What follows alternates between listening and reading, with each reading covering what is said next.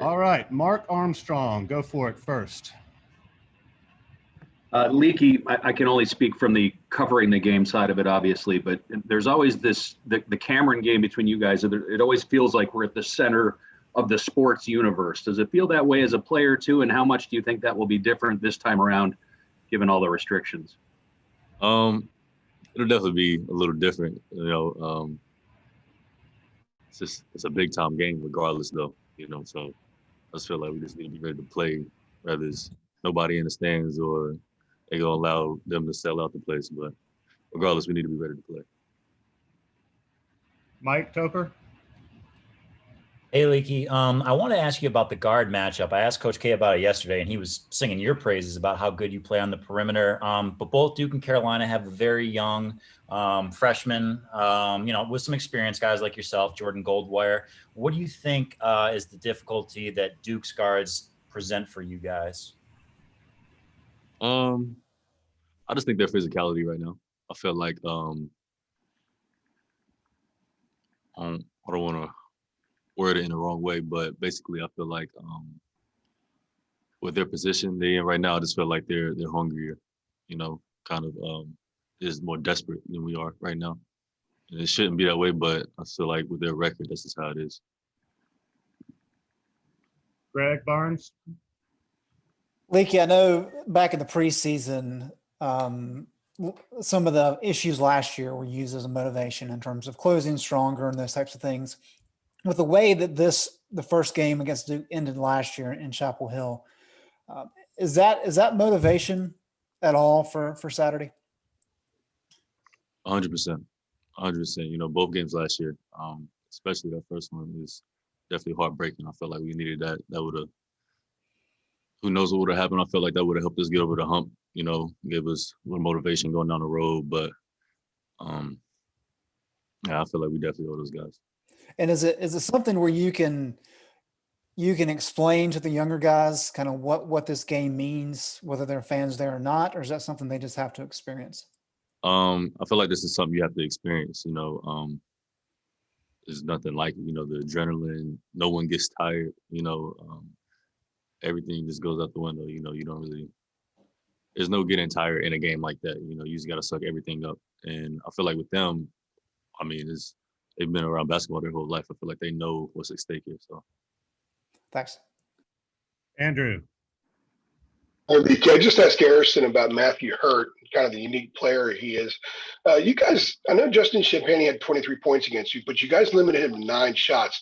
Is there a similarity in how you might approach Matthew Hurt with the way you guys defended Champagnie?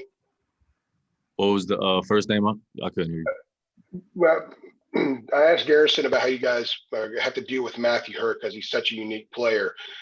You guys limited Justin Champagnie to 9 shots. I know he had 23 points, but he only had 9 shots. Is there going to be kind of a similar approach with Matthew Hurt, keeping the ball away from him, not allowing him to be as much a part of the offense? Right. I feel like, if a guy gets rolling, the easiest way to guard him is deny him the ball. So I feel like anybody's easier to guard without the ball. So I feel like Gia do a good job. I'm pretty sure Gia guard him. I think he'll do a good job on him. Cool. Thank you. See you. Leaky, you mentioned Duke in this matchup, but how much of that is generated, in past games? How much of that is generated by, the kids on campus telling you that you got to beat Duke leading up to the game? Once you're actually at the arena and just, the band and the music and the people, I'm trying to get a sense of how different this game will be from you guys, from your players' perspective. Like won't all that adrenaline and buzz just be gone? Do you think you can still kind of generate that same amount of excitement? Shoot, I hope we can. It's Duke. I want to come out this thing with a W, regardless if anybody's in the stands or not. But it's hard to explain. Like when I go back home and people ask me how it is playing against Duke and how it was playing in that game, it's hard to explain just because like the adrenaline is just like on another level. Like I really just don't even remember getting tired that game. Like it was just, I don't know, it's crazy. But I think, it's Duke. Everyone will be fired up regardless. We'll know, even if there's nobody in the stands, we'll know a lot of people's watching. So either way, it's a big time game. Ross Martin. Yeah, this kind of goes along with some of the previous questions, but as you grew up in North Carolina, Leaky, is it surreal that you're playing this game? I mean, do you ever step back and like, dang, I'm sorry. Is it ever surreal that you're actually playing this game? Yeah, for sure. It still doesn't feel real. The years are just going by so quick. But I definitely grew up just watching this game. When I was younger, I barely even watched basketball, but I always watched the Duke and Carolina games. So it's just for me and my buddies back home, like we always just talk junk about like who we thought would win. And now for me to be playing it, they text me and they still call me and like all the time. It's like, yo, it's just crazy to see you on TV playing against them. But it's definitely a weird feeling, but I feel like we'll be ready to go. Vashti Hurt. Hi, Leaky. Speaking of talking junk, Armando talked about how, he's been going up against Matt Hurt since they were in middle school. I know your teammates, you were high school teammates with Wendell Moore. Is there trash talk amongst you guys, maybe not leading up or afterward? Is there kind of that kind of competitive banter between you all? Of course. From being from the same city, is the city's divided right now with whose side they're on. And Wendell, he don't really do too much talking, but I feel like his little fan base back home does it for him though. I talk to him every now and then, and yeah, Wendell's a quiet guy, but like his fan base is just like ridiculous. So there's definitely some trash talk there. Greg Barnes. Leaky, yesterday Roy described some of the different approaches he was taking in practice to try to address the turnover issue.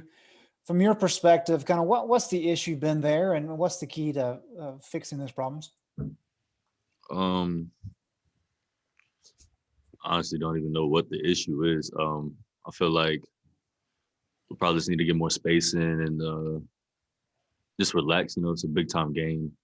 I feel like we're still a young team. Everyone gets nervous every now and then, has the moments, but that's why I just need to play. Just relax. Just treat it as another game. Thank you. Kiera Luck. Hey, Leaky, I just have a question about support. Your mom and Garrison's mom are incredibly close, and they're one of the most active UNC moms on social media.